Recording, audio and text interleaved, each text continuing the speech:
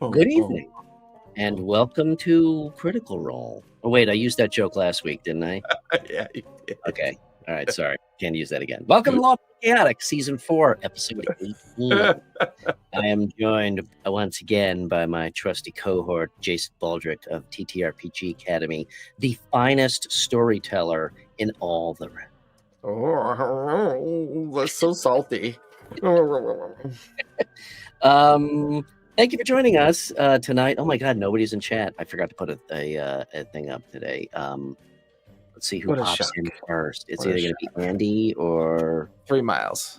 3 Miles, maybe Kristen. Yeah, it could be. But anyway, welcome. Thanks for watching after the fact or joining us if you happen to hop on. Got any announcements? Yeah, August, I will be posting 2 Daggerheart tables. Nice. I'm all in, man. It's a cool system. I finished reading the book today. We had our Monday night 0 session with a group of 3, and we had a lot of fun creating characters. Oh yeah. Yeah, it was pretty cool. It was pretty fun. What nights are those going to be, pray tell?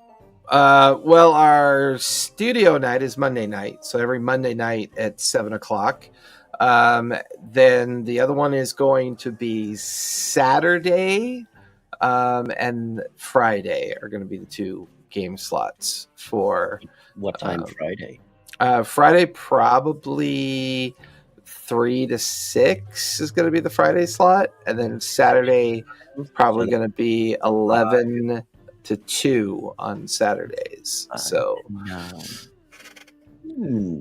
I so want to play. And my Wednesday group, my Wednesday 3 to 6 group, they want to take a little break and play a little because they're going to be, it's busy. Like July and August is tough. There's a lot going on for people because of holidays.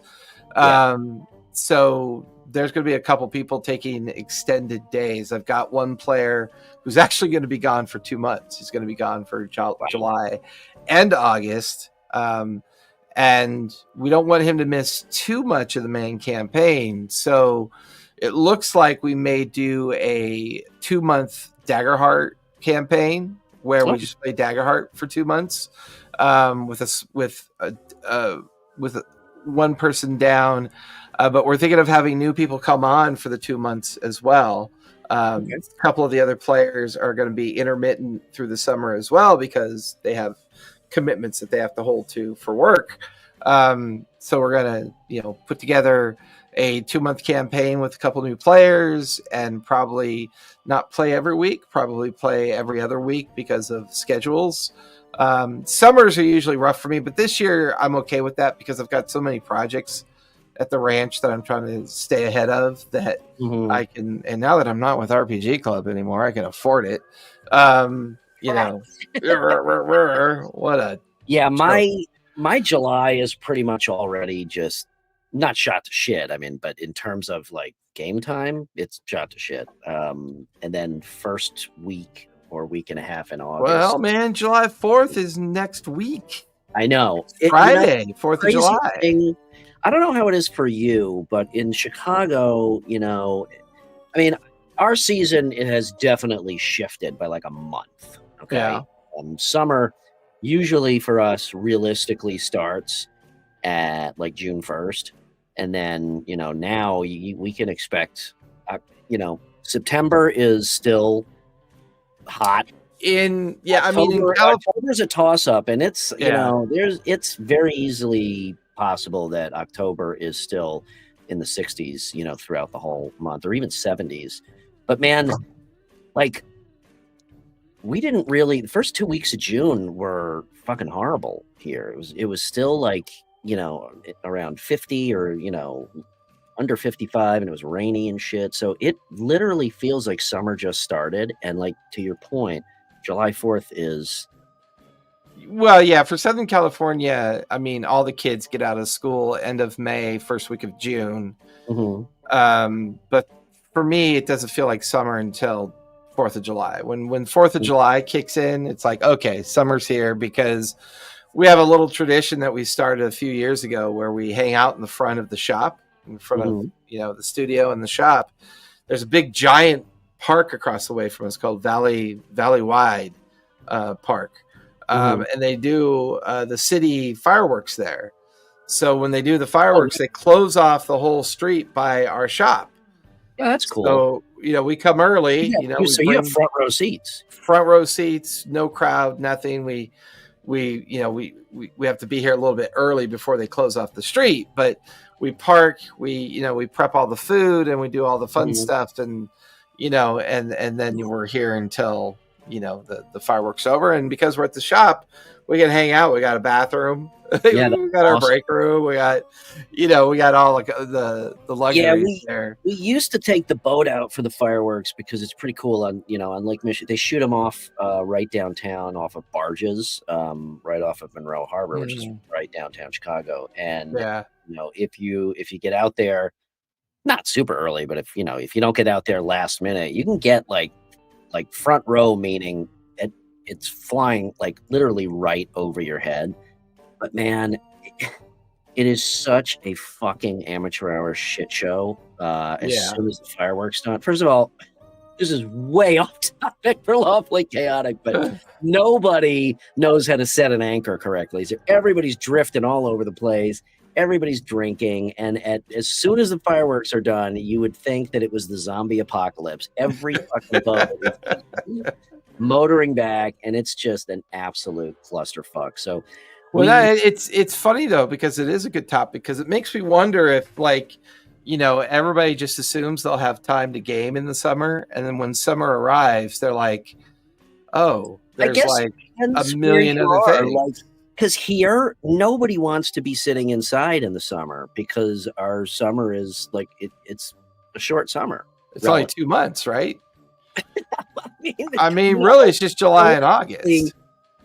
Realistically, yeah, because like I said, June can be a crapshoot. September generally is okay, but could be a crapshoot.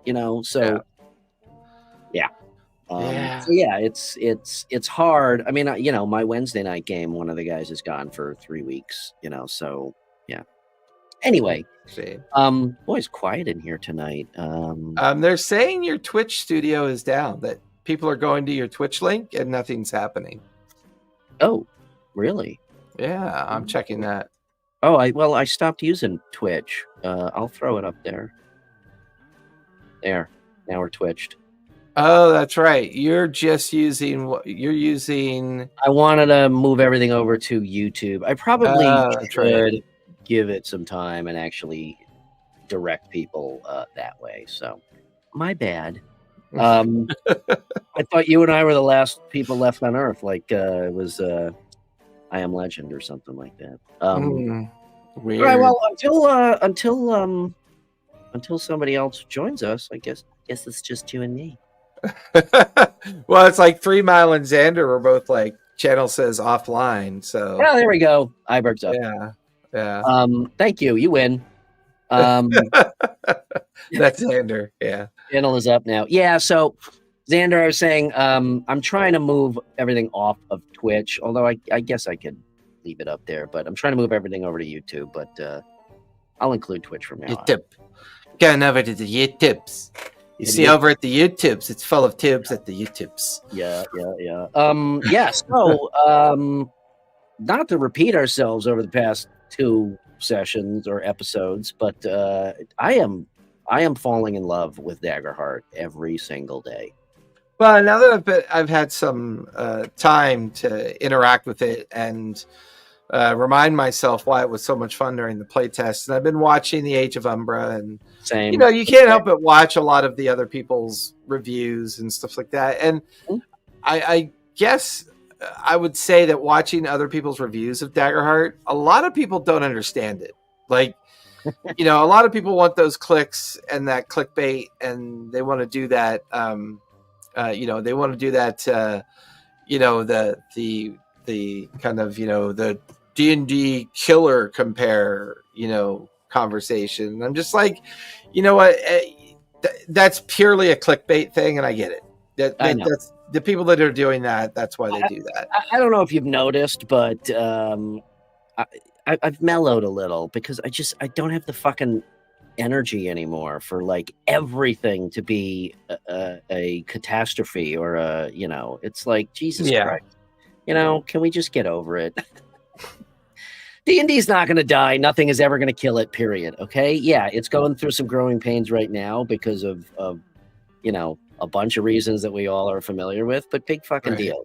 So here, try Daggerheart, play it for a while. And then when you're sick of that, then go back to D&D. It's like, whatever. Or not and play or something not. else. Yeah. I mean, Ginny D did a great video. It was so nice to see her do a game video, like an actual game video about gaming. It was called I can't remember the name of it, but it was like it only has 3 rules. So it's an entire TTRPG that has basically 3 rules to play it. So she was, going through the idea that, there's obviously all this crunchy shit out there, but it's kind of fun when you come across a game that says, okay, here's your 3 pages to play this game. It's literally 3 pages. Okay, I guess I'll leave Twitch on for now because, Well, I published the YouTube link in Discord. They obviously have addictions, so All right. Well, I'll leave Twitch. I'm trying to itch that from Twitch. I'm Lovely Chaotic's not going anywhere, but Lovely Chaotic Studios, the Instagram channel, I'm not really curating that, and Twitch. YouTube is the devil. Everything is the devil. That's the devil or the devil you know. And so take your pick. But it was a game. I don't know if it was a game or it was an adventure, and the name struck me. It was the Kobold Ate My Baby. Oh my god, that's hysterical. And I should have looked into it further, but I clicked on it just as I was running away from my desk to go do something. So I don't know if it was an adventure or a whole new game, but are most people other than the clickbait trolls are I haven't really looked into much of what people are saying about Daggerheart. I'm just kind of about halfway done with the book, and I am current on I am loving Age of Umbra, by the way. Yeah, it's pretty good. I guess like Bob the World Builder, he always does pretty good stuff. And then there's that British dude who did an interesting review. And there's kind of like those folks that are mid-tier influencers that still get views over time. D&D Short, is that who you're talking about? Yeah, D&D Short. Yeah, he did a review. Good. But he's super obsessed with D&D, so I don't know if he could really be as biased as he'd like to be. But overall, are people liking it, or are people just looking for things to pick apart? I think most people are liking it. I would say he's very niche. Because he's very he's D&D Shorts is very much he really gets into the weeds on like character builds and spell. To me, he's like the 5th edition of Jordafan.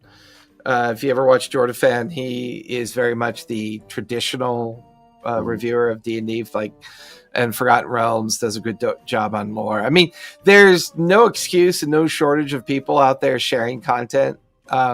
Like if someone comes up to me and says, well, how do I find out about this? I'm like, well, how do you find out about how to, water your patio plants? Or, if you're Google searching something or you're YouTube searching something, there's no shortage of places you could go to find stuff out.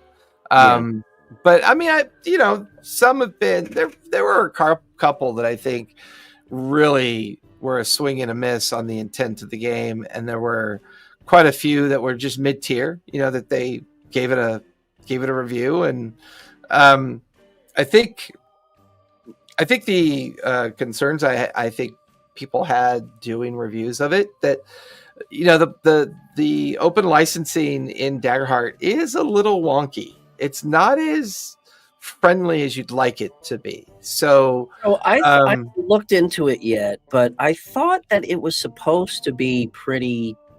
No, there's some verbiage in there that's very specific about what you can and can't do.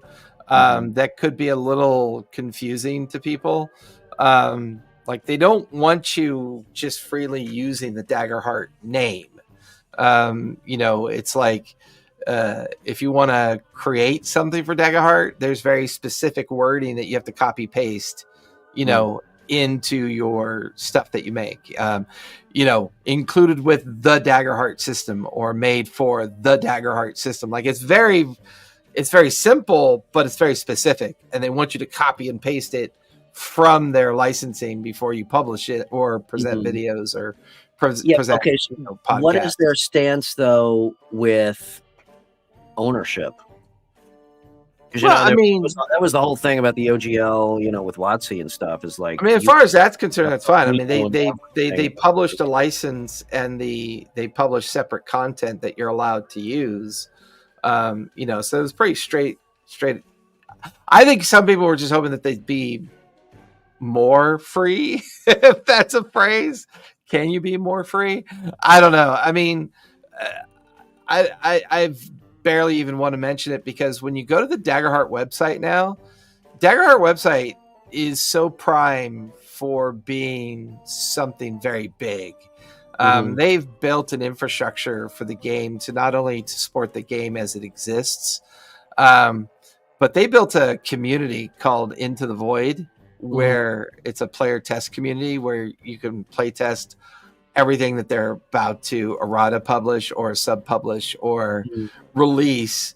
And they also built a thing called the Card Creator. So you can create your own cards if you want to. And it's pretty boss. It's nice.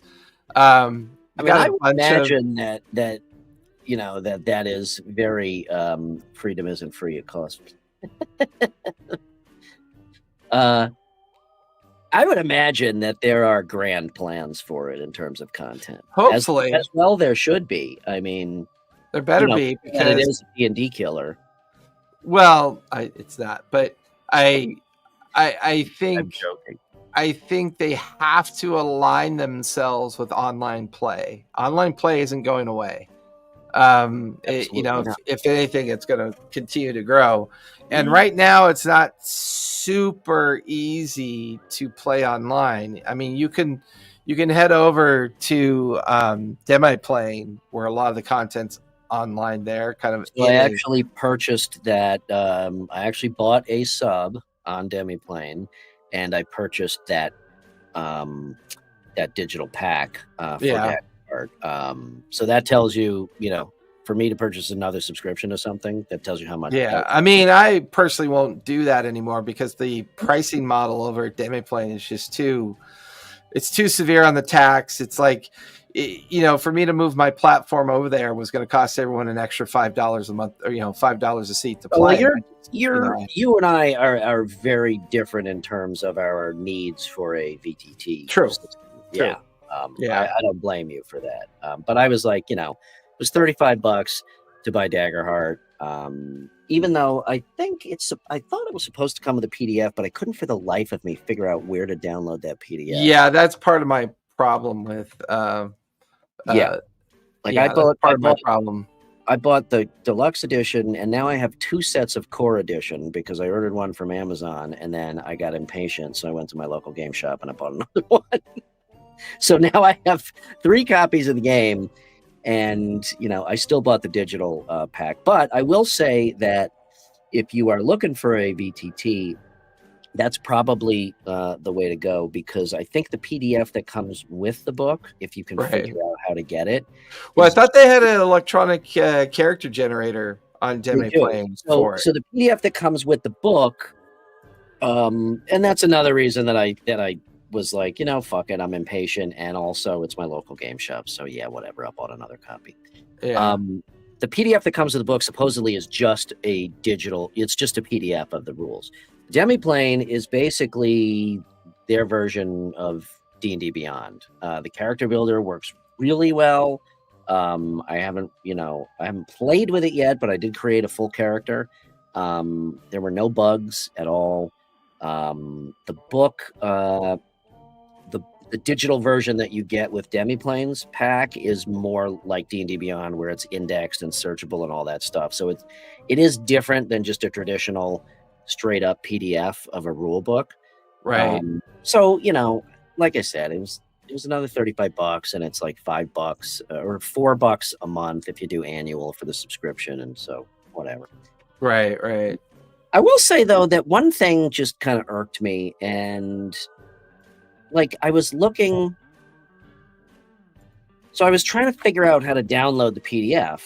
Okay. And I couldn't figure that out. And it's like, oh, but also go to Demiplane and Nexus, and you can also go to Drive-Thru RPG and yada, yada, yada. And I'm like, once again, it's so fucking difficult to figure out. Like, I just want to play Daggerheart, or I want to play X online. What do I need to do? And it took me like 45 minutes to figure out which fucking package I need to buy, because there's this one and there's this one. It's kind of like Games Workshop does that with 40K. Whenever they come out with rules updates, they don't just call it like, 10th edition errata 1 or blah, blah, blah. It's like there's the data cards, and then there's the army cards or whatever the fuck it is. And like, nobody knows what the hell the latest version is. And I kind of feel like that is on purpose with Games Workshop. I want to believe that with Critical Role, it's not. Right. But that shit kind of makes me feel like it's done intentionally to confuse you into redundant purchases. It can. I mean, especially with Games Workshop, because they kind of excel at trying to. By the way, we know you just spent $1,200 on this beautiful orc army, but we're retiring that codex, and here's the new codex. Exactly. Exactly my point. So I was just there was a little bit of frustration, because it took me much longer than it should have to figure out what do I need to buy to play this like D&D Beyond. So it seems like the Demiplane Nexus Daggerheart character sheet is free to use. Because I don't have a subscription. It is free to use. So it is, in that regard, it is similar to D&D Beyond, where if you have the basic free, where you just sign up, sign up. Yeah. You can make up to 7 characters. This is for Demiplane. Yeah. You can make up to 7 characters, and you cannot share content. That's totally fine. That's totally cool. You know what is kind of shitty though? You can make 7 characters, but about a third of the content is locked until you actually pay for it. Like, I was creating a character, 3 of the classes were locked out. So I picked, I wanted to build a sorcerer, which wasn't locked out, but then half the weapons were locked out. So again, kind of a shitty move, either allow a certain number of free, characters, or just don't, that bullshit, because it's really not usable for free, like they say it is. Yeah, I'm looking at it now. I'm like, like none of the domains are available. Yeah, it's fucking stupid. So, in a way, like I said, I was a little bit frustrated, because I again, that just goes back to, are you being transparent with your audience? And I don't feel like that is. It feels just kind of shifty.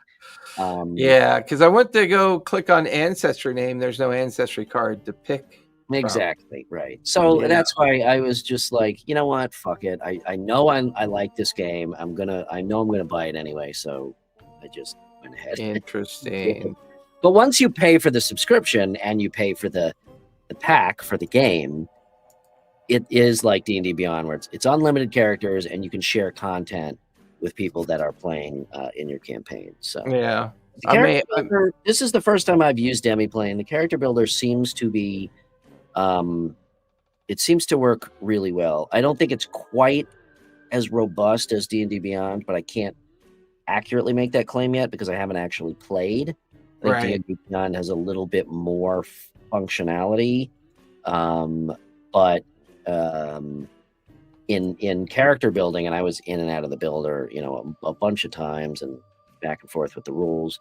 It seemed there were no bugs. It wasn't glitchy at all. So right. if you want to play Daggerheart online, just fucking buy it on Demiplane.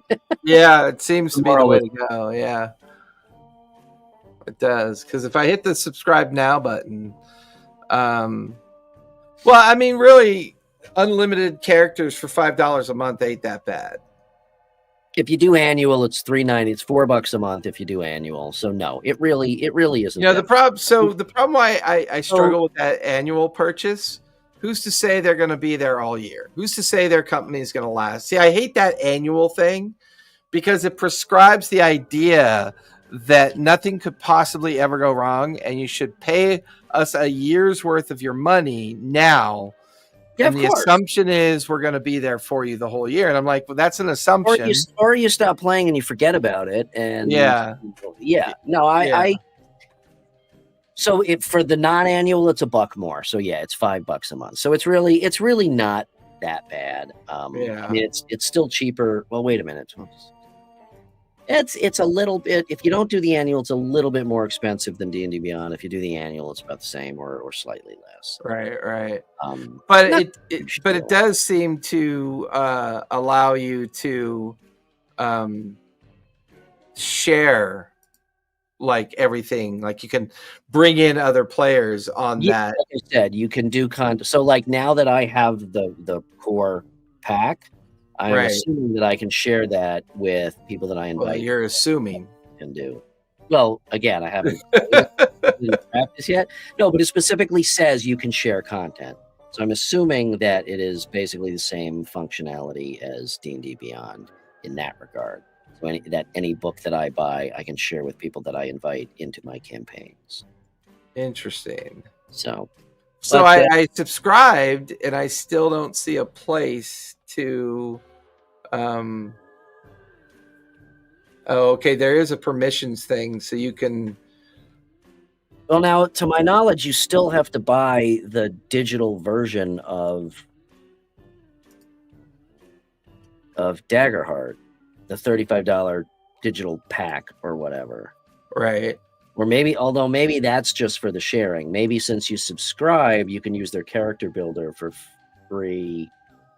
I don't know. Like I said, I haven't delved into it that deeply yet. For my purposes, I just said fuck it and I bought it. So, well, and that's I'm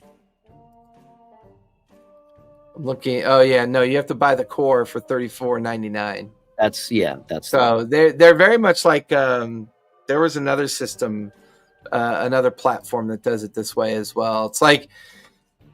I mean, still, the core digital rules, which is basically probably an agreement that Demiplane made with Darrington Press. It said, "Hey, we'll license you our PDF copy. That's a digital copy that you can put in your digital platform and do with whatever you want with that digital license and digital content. You just can't sell the core book because you have to, core book follows certain rules."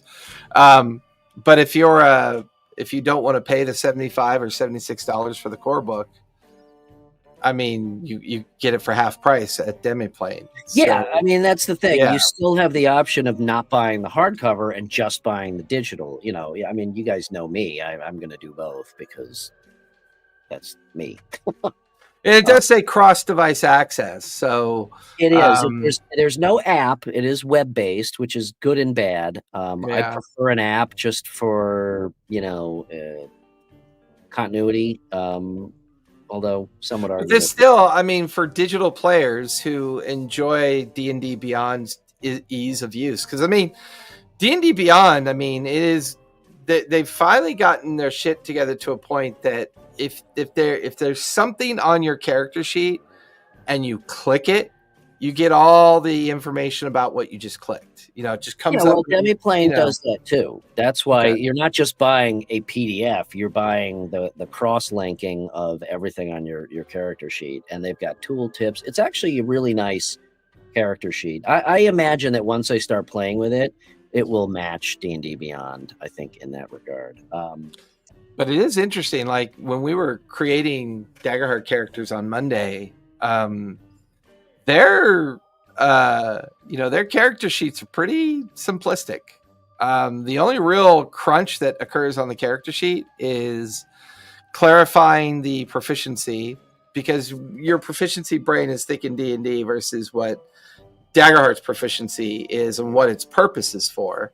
That can get a little weird because your brain is in two places.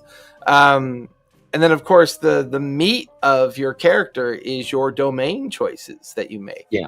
Yeah. I mean, the real power of your character is built into those domain cards. Yeah. And we had a lot of fun creating experiences, you know, and we followed the step-by-step instructions in the book for how to build your character. So we went through the steps, and by the time you got to step 9, you're like, okay, these actually all make sense. Like building a D&D character, there's actually no instructions for that other than what you see in D&D Beyond, which is just a lattice work of linear choices that you're making. Yes. But typically, if you're doing a 0 session, you're kind of bouncing back and forth. Yes. In a lot of those options. I think with the way that you do attributes, the attribute system in Daggerheart, you're less in Daggerheart, you literally pick your class first before you do anything else. You pick your class. It's like the very first thing you do. Which is what everybody does. I don't know anybody in D&D who starts with, maybe you start with race first, but it's like, oh, I think I want to play a rogue this time. I mean, that's the natural starting place. Yeah, but I mean, but then you have to go into the D&D Beyond and start messing. Okay, what's the minimum requirement for a rogue? Okay, well, I've got to, no matter what, my 2 attribute scores have to be this high for a rogue to exist. And Daggerheart gets rid of all that. There's none of that exists. I think for character creation, I agree. I think that's the biggest adjustment, but I think it's a positive one because you don't feel, to your point, you don't feel as beholden to those scores just because of the way the mechanics work. What I'm realizing in watching Age of Umbra and in building a character is the currency system is just fucking phenomenal, and I don't mean the actual currency, because I actually have a problem with handful of coins versus actual money count. That's one of my nitpicky things, but the currency of spending stress, spending hope. Yeah. Resource management. It's just like the way the resource management works, it takes all of the impetus off of those scores, and it allows you, I think, to just build to have more freedom in playing a character the way you want to play it. Again, getting back to I want to play a wizard with a sword. Daggerheart. Yeah, go ahead and be a wizard with a sword. Yeah. I mean, there's a big pivot is in hit points. Hit points are super low in this game. Which is huge because even Matt and some of the other players have said, we just don't like doing math. And when you get up to level 10, that's all you're doing is math once you're at level 10.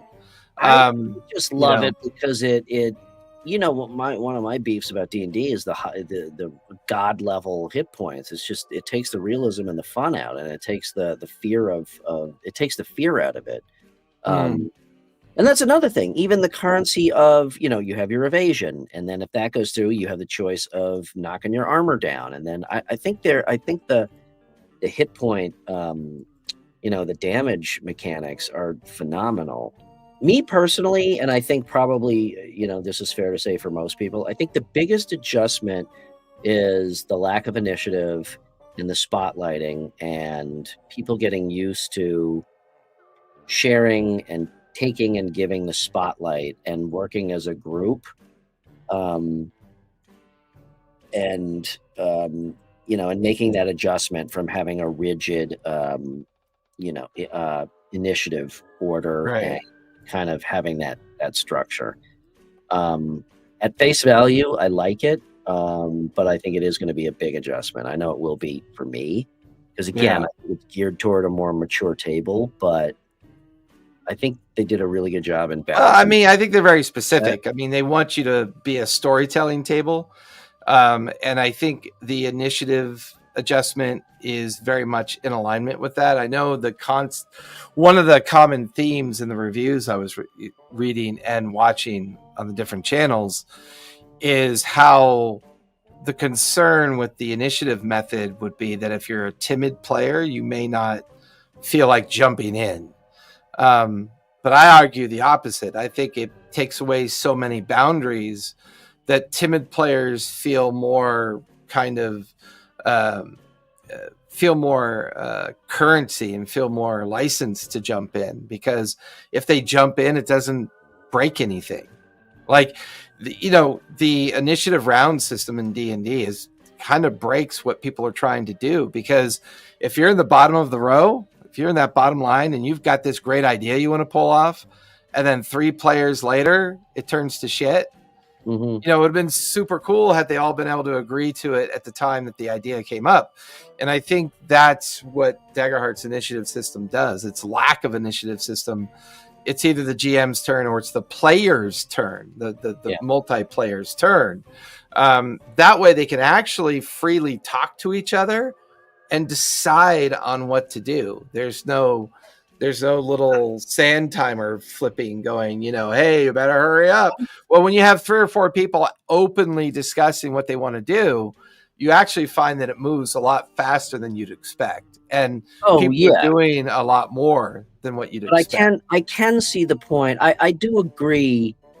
I do agree with the statement that timid players or shy players, may have a harder time with that. I can see that, because it is more incumbent. What the initiative structure does is it's like, okay, now it's your turn. What do you do? And if you're a timid player, you're like, well, I shoot my bow. I missed. Okay, I'm done. Well, actually, that's not what Daggerheart's initiative structure is at all. I understand. I'm saying no. I'm saying with D&D, with an initiative. Yeah. It forces that person to take their turn, however timidly they want to do that. But with Daggerheart, it's incumbent upon them to jump in and say, I want to do this. But I will say it promotes good meta. Absolutely. Yeah, it promotes good meta. The theory is sound.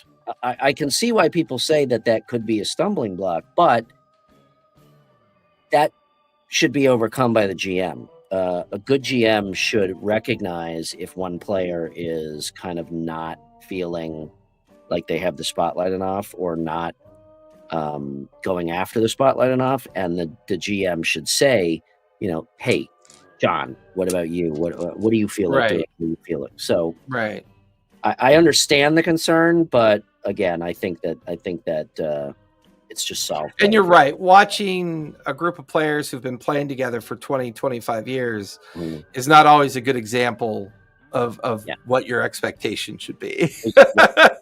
Exactly.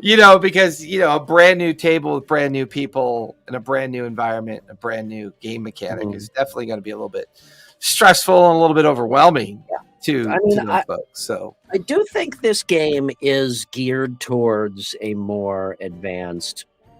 We've talked about this. I think it's geared towards a more mature table, but especially I do think it is geared towards a little bit more of an advanced GM.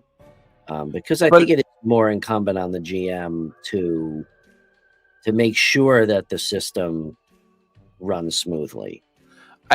One of the things, though, that I've noticed about Daggerheart, when I was reviewing, the character creation with the players, and then the real intelligent guides that they've built for both players and GMs to use as a method to practice the game. And something I know it's kind of minor, but I want to point it out in the book because it's something that I like to call myself the index generation. Mm-hmm. When you look at the edges of the paper, you can see everything's color coded. Yeah. Right. And when you go to the table of contents for this book, it's chapter 1, preparing for the adventure, chapter 2, playing an adventure, chapter 3, running an adventure. If you just read those 3 chapters, you're good. You're fine. You're going to have a great time. Everything. Shattering concept. Chapter 4 is adversaries and environment. Like chapter 4 and 5. I mean, this is, people are going to go, well, 185 pages to play a game. I said, well, that's not any different than Pathfinder, D&D, and a lot of the other popular games that are out there. Shadow Dark, once again, as much as I can appreciate the fandom of Shadow Dark, and I can appreciate the nostalgia of Shadow Dark, make no misconception. Shadow Dark is a game I've already played when I was 9 years old. It is a nostalgia-based game. It's original D&D, oversimplified to the point where there's absolutely nothing new for me to learn from that game. There's nothing new. The magic system is already borrowing from a common theme that people are trying to get to with magic systems, which is roll to cast. I mean, if D&D were to change to a roll to cast system and get rid of spell slots, I think they would explode. I think the D&D universe would absolutely love that and would explode over that idea of getting away from spell slot systems. But Shadow Dark's a very small book. It's not a lot to it. It's easy to read, easy to play. To me, it feels like a dungeon crawl grind is what it feels like. And when I was 9, 10, 11, 12, that's what I used to play when I was 9, 10, and 11, 12. Guess what? I don't want to play that way anymore. Played like that. Oh, Tomb of Horrors. It's a dungeon that's going to take 2 years to get through. Let's do it. Yeah. So, I mean, but when you look at this book and the way that they've parsed it out and organized it, it is very easy to read. And Pathfinder is very hard for me to read. Pathfinder is 652 pages, and there's no, I'm probably undercounting the pages, but there's no indexing. There's no table of contents that makes sense. It feels like you have to jump from chapter 3 to chapter 7 to get a clarification on chapter 2. That's D&D books. Yeah, D&D was very much like that too, where you're kind of jumping around. Even with the new 2024, you can see where they streamlined it a lot better than. See, the funny thing is 2024 streamlines everything a lot better than 3.5 and 4E. But if you compare 5E to 2024, there's not much difference between the two other than the cleaning up of some rules, giving people a lot more bonus actions to do. There's not that big of a difference. And, that's my point. The book is still not late. I mean, we're so familiar with it. It's like, okay, I know where to go to find weapons. And D&D is 3 books and Daggerheart is 1 book. So you can play Daggerheart with 1 book. Speaking of that, I really, really want a Daggerheart monster manual. Well, Daggerheart. Well, here's the thing. This is another thing that proves that they're better at what they do. D&D has lost the community for so long that anytime the community feels involved, it feels more like torture than participation. But Daggerheart has put the infrastructure of community into their game. So it's so easy to build an adversary template for their tier system of creatures. I don't fucking need a Daggerheart monster book. Like, I can't play this game until there's a monster. No, I know what you're saying. I don't care. Like, I don't need Matt's one. Brain comes up with like, I just want that book. I mean, you're going to get that in errata. I mean, I'm hoping they're going to go the trend of the digital zines, where zines are like, that's the one thing I like about Shadow Dark. They started up the whole zine thing and really got the zine thing running. And that's nostalgia too, Dragon Magazine, Dungeon Magazine, White Dwarf Magazine, all of that third-party creatorship that came in these magazine publications. I'm very nostalgic for that stuff because you could find very interesting nuggets of useful, content in those environments for sure. So I would wholly expect, if you go to the Daggerheart website, if you go to the Void and if you go to the community, their Discord is bumping. I mean, their Discord is huge. Oh, yeah, of course. The Void is really cool, man, because like they just introduced the Witch class. So you can play test the witch class, which is Domain Hedge and Domain Moon. They introduced the assassin class, which is Midnight Holy and shit! Blade. I didn't even know that. Yeah, they introduced domains also. Yeah, and they introduced new ancestries and new communities. They've got a new version for the Warlock. They've got a new version for the Brawler. There is no Warlock. There is in the Void. That's where you go and get it all in the Void. Yeah. Man. So you can click on. I've been consumed with watching Age of Umbra and reading the book. I haven't even visited the website. Like now, I know what I'm doing after the show. So like now they're playtesting Duneborn, Freeborn, Frostborn, Reborn, Hearthborn, and Warborn, and they're also playtesting Earthkin, Tidekin, Emberkin, Skykin, Aetheris, and Gnome. So there's like 6 new races that they're going to. Oh my god! I'm gonna have to create a character. Well, yeah, I mean but see, to me, that's the community pulse that D&D has forgotten. Yeah. I mean, D&D made their playtesting so torturous and so like uncreative. Like here's the feedback too. Yeah, here's a big bloated PDF file that we purposely made big and bloated so that you won't read it and you'll just spam all the radial dials for your agreements and then we'll just do whatever the fuck we want. That's one thing that Critical Role has always been fantastic about is recognizing their community. Hopefully that never changes because they are so invested in that. And another thing that they have going for them, which is amazing, is the fucking show.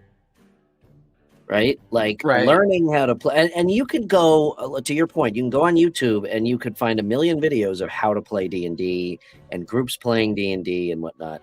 But when you take a powerhouse that is Thursday Night Critical Role and it is entertaining you with a campaign based in this rule set, while at the same time teaching you how to play, that's fucking huge. D&D cannot claim that to that degree. Yeah, like their community Discord is the Darrington Press Discord. Yeah. And then, of course, that Discord has Daggerheart, Candela Obscura, Queen by Midnight, Ukatoa, Tal'Dorei Reborn, Till the Last Gasp. So they have, specific dedicated Discord channels to the games that they have out so that you can, talk to a community about that. And they're looking at community feedback that, appears in that as well. So, I mean, nothing is ever truly going to be a D&D killer. It doesn't exist. It won't ever exist because D&D died multiple times only to come back from the dead. I mean, we all know this. The great, you can get there's documentaries galore out there about the collapse of the TSR company. D&D is part of the culture. It is part of our popular culture. It is. Yeah. There is no such thing as a D&D killer. Yeah, and I would say 50 years from now, there may be no such thing as a Daggerheart killer. I mean, every game could have that opportunity. Sure, every game could attain that mantle. And to be fair, though, nobody has yet, other than D&D. Well, I don't know. I mean, no.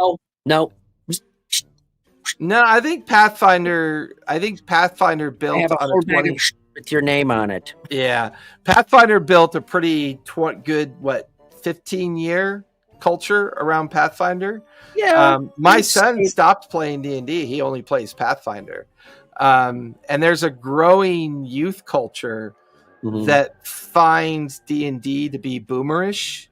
They find it to be not playable because it represents the idea of boomerish ideals. So they're shifting to other games. And I can't really argue with that because D&D is a structured framework of specific rules that tell you what to do. You know what, though? You know what? And this is where my head is at lately. I'm so far beyond that. Yeah, I'm still going to complain. You're still going to see the rant cam. But I just, overall, I've just realized, like, It is that because people are forcing it to be that in their minds. It's a fucking game. Enjoy it. Stop trying to create controversy over it. You know, But you have to create controversy. This is a because boomerish ideals. That is an invented concept. You are making it that. It is a fantasy game. Oh, be as fun. No, boomerish ideals are a real problem in this world, and then they exist. Now, people are using labels to create their own conversations. They exist, but so. there are many channels in our lives where they exist, where they have no business existing. But they because people force the issue. I'll say it again. We're talking about games. It's a fucking game. Okay? I would say Star Trek's been around the Star Trek game's been around for a long time. I would also say that there are a lot of TTRPGs, RPGs, Shadowrun, BattleTech. BattleTech lore is just as deep and interesting as D&D lore. Most people who are not avid gamers don't know that BattleTech was a role-playing game. They just think it is a tabletop war game. Right. Well, that there aren't other games that are extremely popular. Nothing has reached the level of D&D. That's because nothing's ever tried, and to me, the journey of trying. I think of all of them out there, I think Daggerheart has the most unique nuances to offer. I would agree with that. Yeah, especially with the idea that you build the world together as a group. Yeah. And what was really funny is on our Monday night studio group for Daggerheart, I already had an idea in mind, but I wanted the group's input on, did they want post-apocalyptic, pre-apocalyptic? Did they want high fantasy, low fantasy? We talked about the themes and the ideas that they wanted. Well, I had already started working on an homage to Gamma World. So the Monday world I got to build with their courtesy and their help. Basically, it's a take on the Shannara books, the Sword of Shannara, and the whole Shannara series books. I remember those, yeah. And a take on Gamma World, where World War III occurs, and when all the nuclear bombs go off, they tear dimensional doors open, and then over many millennia, different planes of existence, in this case the mortal plane, these doors remained open, and people wandered into this world. Orcs and gnomes and elves wandered into this world, but the lore of that is so ancient that the people only know the truth of the now, and all of their past is mythos and superstition. That way, mythos and superstition doesn't lock you down into anything specific, but yet the core lore that you got to build is, well, they're starting in a little community called New Sea. And they, it started off with this ancient Galapa reading the portents and the signs. And basically he's standing in the lattice work of the Statue of Liberty, but they don't know it's called that. That's right. Awesome. His journey to the community of New Sea, he crossed a bridge, this old bridge that no one knows who built it. They assume that somebody by the name of Brooke built the bridge, because BROOK is still in stone, and still barely legible, right? So I get to create this really cool post-apocalyptic New York theme, but because I'm only concerned about the material or the mortal realm, I could say that the apocalypse created doorways in the mortal realm that people over millennia wandered to this strange world and settled here, either fleeing disasters of their own, looking for new lives, looking for a new start, and they've settled into this little place called New Sea. And because I'm familiar with the Northeast, I can have a lot of fun with that. The secret ancient vault that they're going to have to deal with is an old nuclear power station in New York that they have to deal with, Federal Reserve Bank or something. And that nuclear power station has created all these adversaries, these mutagenics and mutations that wander that area. But superstition and myth says that every 100 years, a thing called the void exposes a place called the veil. And if that void isn't destroyed, the veil becomes, a dangerous place, and the veil can overtake the mortal realm. So it's a journey. It's the hero's journey that I get to play out. So you've got the literature of the hero's journey. You've got Gamma World ideals, and then you've got the kind of a little bit of the mythos of Shannara, the Shannara book series. And when you look at their method that way, it's easier for me because I'm a seasoned GM and I like to create that way. But because their framework guides you in those possibilities and those ideas, I mean, content's unlimited. It's unlimited content, which proves, the D&D 5e system was having some success with being translated to other gaming fantasies. I mean, Star Wars 5e is actually pretty fucking dope. I'd love to run a table, but I can't seem to find enough people that want to play. But Star Wars 5e is just genius. They did a great job of applying a very difficult rule system to Star Wars fantasy. But I could take Daggerheart. I could easily take Daggerheart's core system, which is their attribute, hope and fear system. And guess what else they use that everyone now uses constantly? It's the difficulty check system is here to stay. Yes. And that DC system is now a core pillar of everybody's game development. It's there permanently because it works. I think you bring up an important point is, there have been a lot of awesome games out there. Like you said, you said Shadowrun or GURPS or, Gamma World or Star Trek or whatever. And all of them, Traveler, and all of them either we've kind of made this determination. All of them either had really good lore or a really good system. Very few had both, other than D&D. And people again would argue D&D is not a good system, but again, it's been around for 50 fucking years. Okay? Yeah, it's a good system. It works. Yeah. And when you can release entire worlds within that system, like Forgotten Realms, Faerun itself is a 35-year-old world. So it's like, but if there's anything that could attain the level of D&D, I think Daggerheart has a pretty good shot at it because the mechanics are very thoughtful and a reaction to what people are wanting currently in a role-playing game. The framework is there, as you said, it's built in to create a framework for new worlds. And not only that, you've got the mind of Matt Mercer and the whole creative team over there that will give you this really rich lore. So we're finally getting a system that kind of has everything.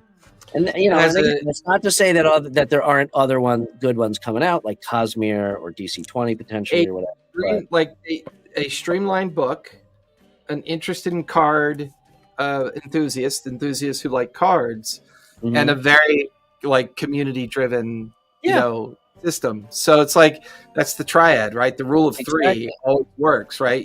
Simple book, pull in new audiences with the cards, and make sure your community is driving your development.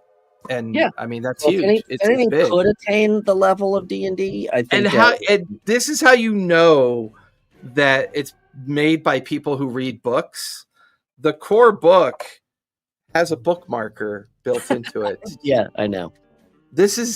People are like, well, you're all getting all hard about that. I said, believe it or not, no one will ever complain about the absence of these, but when they see it, they will go, thank God it's back because this really helps me. And there's two of them. How many times do you open the player's handbook to the armor and weapons pages? And there's two of them. So maybe I want to mark my adversaries page, and maybe I want to mark a domain page. I don't want to fold my corner. I don't want to. I fully back you on that. It's just crazy. The little things. It's the little things that really suck you in, man. They really do. Yeah.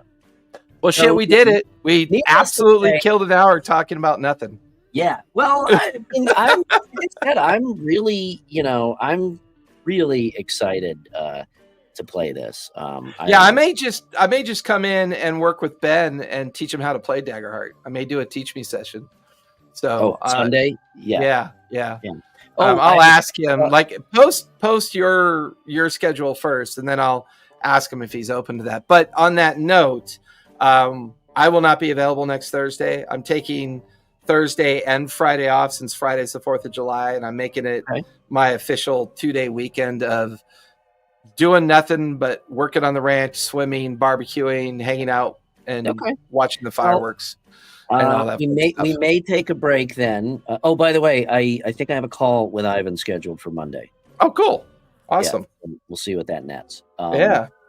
But maybe we will take a break next week. Maybe Kristen and I will jump on. Maybe I'll paint. Reach out to Game Master Mom.